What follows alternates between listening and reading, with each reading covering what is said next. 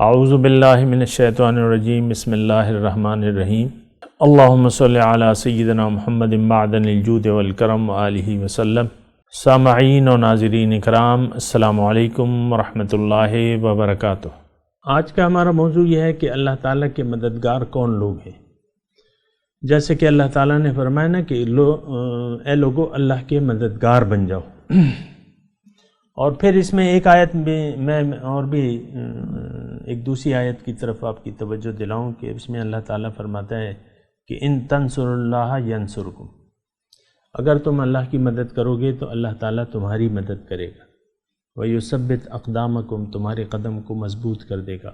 بہرحال اللہ تعالیٰ کے مددگار وہ لوگ ہیں جو خود اپنا مقصد زندگی حاصل کرنا چاہتے ہیں۔ نمبر ایک، آج کا موضوع بھی یہی ہے نا کہ اللہ تعالیٰ کے مددگار کون لوگ ہیں۔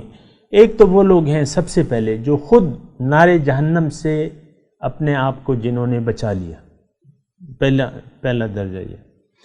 پھر اپنے اہل و عیال جو آپ کے متعلقین ہیں،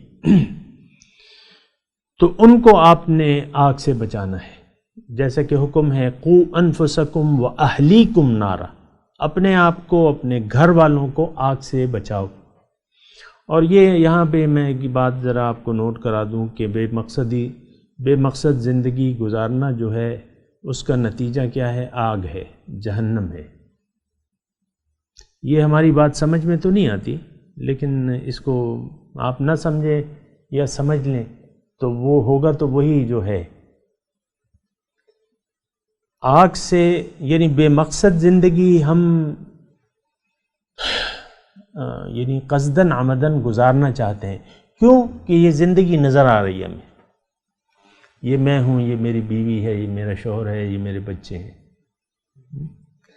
تو اب یہ مقصود تو نہیں ہے آپ کا خود اس دنیا میں موجود ہونا، بذات خود اس کا دنیا میں آپ کی تو دنیا کو ضرورت نہیں ہے۔ آج یعنی انسان تو اپنے آپ کو ایک لازمی، اپنے آپ کو کچھ تصور کرتا ہے کہ میں، لیکن آپ دیکھ لیں کہ جو آج کل زندگی گزار رہے ہیں، یعنی 120 سال کے چند لوگ ہی ہوں گے، تو دنیا تو پہلے بھی چل رہی تھی، ابھی بھی چل رہی ہے اور چلتی رہے گی۔ آپ کی کوئی ضرورت نہیں ہے۔ اگر آپ نے اپنے آپ کو نہ پہچانا تو اللہ کو اور اس دنیا کو آپ کی کوئی ضرورت نہیں ہے۔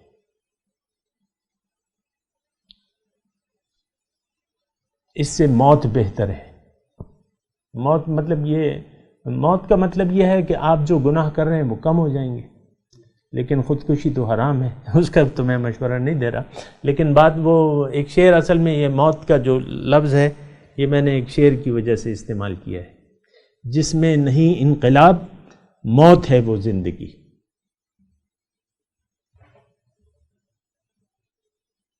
جس میں نہیں انقلاب کیا ہوتا ہے؟ تختہ الٹ جاتا ہے نا، تو تختہ الٹنا ہے، نہیں الٹیں گے تو نہ الٹیں، جائیں گے کہاں؟ جہنم میں۔ سیدھی سی بات ہے، اس میں کوئی الفاظ کی ہیرا پھیری نہیں ہے۔ آپ اپنا تختہ نہیں الٹنا چاہتے تو نہ الٹیں، اللہ کو تو ضرورت ہی نہیں ہے، آپ کو کسی کی ضرورت نہیں ہے، یعنی آپ کی کسی کو ضرورت نہیں ہے، مرضی جس طرح مرضی آئے زندگی گزاریں، تختہ نہ الٹیں، جائیں گے کہاں؟ ناکام لوگوں کی جگہ۔ تختہ الٹ دیا آپ نے، پھر ٹھیک ہے، انقلاب لے آئے نا، زندگی میں انقلاب لے آئے، آپ نے زندگی کا رخ دنیا سے بدل کے آخرت کی طرف کر لیا، یہ انقلاب ہے۔ جس میں نہیں انقلاب موت ہے وہ زندگی۔ انقلاب نہ لائے تو یہ آپ کی موت ہے، روحانی طور پہ تو واقع ہو جاتی ہے موت۔ اکثر لوگ جو ہیں بلکہ یہ ایک حدیث سے میں آپ کو یہ بات کہوں کہ مثل الذی، حضور صلی اللہ علیہ وسلم فرماتے ہیں کہ مثل الذی یذکر اللہ والذی لم یذکر کمثل الحی، اور کچھ الفاظ ہیں لیکن وہ مفہوم اس کا یہ ہے کہ مثال اس شخص کی جو اللہ کو یاد کر کے زندگی گزار رہا ہے اور وہ جو اللہ کی یاد سے غافل ہے، ان کی مثال مردے اور زندہ کسی ہے۔ جو اللہ کو یاد جن سے اللہ بھولا ہوا ہے وہ مردہ ہیں، جو اللہ کو یاد کر کے زندگی گزار رہے ہیں تو وہ زندہ ہے۔ تو یہاں بھی وہ شخص مردہ ہے جس کا دل اللہ کی یاد سے غافل ہے۔ اور پھر اللہ تعالیٰ نے اپنے حبیب کو یہ بھی کہا ہے کہ وَلَا تُطِعْ مَنْ أَغْفَلْنَا قَلْبَهُ عَنْ ذِكْرِنَا وَاتَّبَعَ هَوَاهُ۔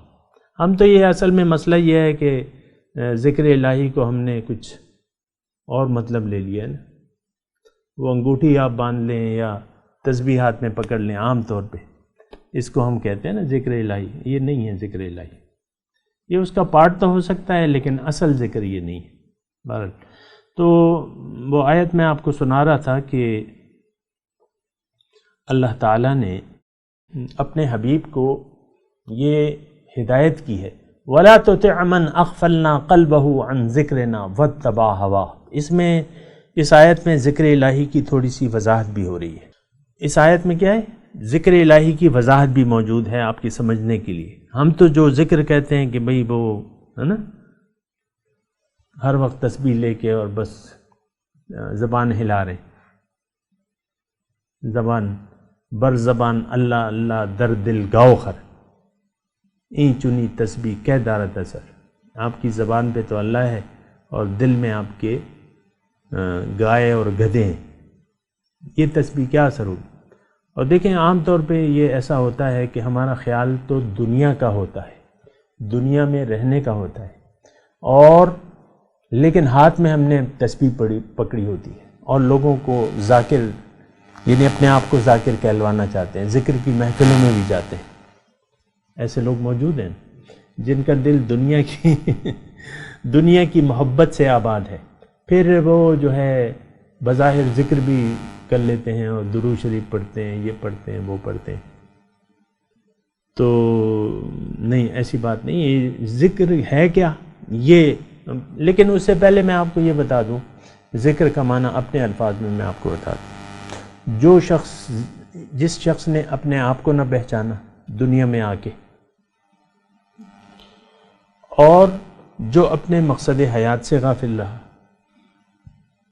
اور وہ اس نے ظاہر کو اپنا مقصود محبوب و مطلوب بنا لیا، ظاہر کے لیے زندگی گزار رہے، ظاہر ہی کو اصل لیے سمجھنے لگا، اس کا دل اللہ کی یاد سے غافل ہے۔ دوسری میں آپ کو اپنے الفاظ میں یہ بھی بتاؤں کہ جو شخص دنیا میں آ کے اس نے اپنے آپ کو نہ پہچانا، اپنے رب سے رابطہ نہ کیا اور زندگی اپنی مرضی سے گزارنے لگا، اللہ سے کوئی مشورہ نہ لیا، اللہ کے حکم کے تابع نہیں ہے، بلکہ اس کا جو اپنی خواہشات کے مطابق یہ زندگی گزار رہا ہے، یہ شخص، اس کا دل اللہ کی یاد سے غافل ہے۔ دیکھیں ایک اور بات بھی میں آپ کو مختصر طور پہ بتا دوں کہ اللہ تعالیٰ نے ہمیں جس مقصد کے لیے پیدا کیا ہے تو وہ اس کا ایک حل ہے، کامیابی کا ایک حل ہے کہ آپ زندگی اپنی مرضی سے نہ گزاریں۔ ایک حل ہے، اگر آپ نے زندگی اپنی مرضی سے گزارنی ہے تو گزار لیں، لیکن کامیاب انسان وہ ہے کہ جو اللہ کی ہدایت کے تابع ہو جائے، جو اسلام کو قبول کر لے، جو اللہ کی رسول کی دعوت کو قبول کر لے، اللہ کو اپنی منزل بنا لے اور اللہ کے راستے پر چل پڑے۔ اگر کوئی ایسا نہیں کرتا اور جو شخص ان تمام کاموں سے غافل ہے، یہ اصل میں اللہ کی یاد سے غافل ہے، اللہ اسے بھولا ہوا ہے۔ جو شخص دنیا کے کاموں میں مصروف ہے اور رہنا چاہتا ہے، اس کا دل اللہ کی یاد سے غافل ہے، اور جو شخص خواہشات نفس کے مطابق زندگی نہیں گزارنا چاہتا اور نہیں گزار رہا بلکہ اللہ کی ہدایت کا طالب ہے، یہ شخص جو ہے یہ ذاکر ہے۔ یہ شخص کیا ہے؟ ذاکر۔ کان رسول اللہ صلی اللہ علیہ وسلم دائم الذکر، رسول صلی اللہ علیہ وسلم جو ہے دائمی ذاکر تھے۔ دائمی ذاکر بننا اصل ہے، یہ صرف رسول کی بات نہیں ہے کہ وہ تھے، رسول تو پیروی کے لیے آتے ہیں، اس کا اسوہ حسنہ ہوتا ہے. آپ کو دائمی ذاکر بننا ہے، آپ کو گاڑی سیدھے راستے پر ڈالنی ہے، اللہ کو منزل بنا کے اللہ کے راستے پر گاڑی دوڑانی ہے اور اللہ کی طرف فرار اختیار کرنا ہے. کیا؟ فرار. تو یہ شخص جس نے فرار اختیار کر لیا اللہ کی طرف، یہ ذاکر ہے، یہ دائمی ذاکر ہے، بہت بہت یاد کرنے والا ہے اللہ تعالیٰ کو. بات چیت جاری ہے. وآخر دعوانا ان الحمد للہ رب العالمین. مولاي صل وسلم دائما ابدا على حبيبك خير الخلق كلهم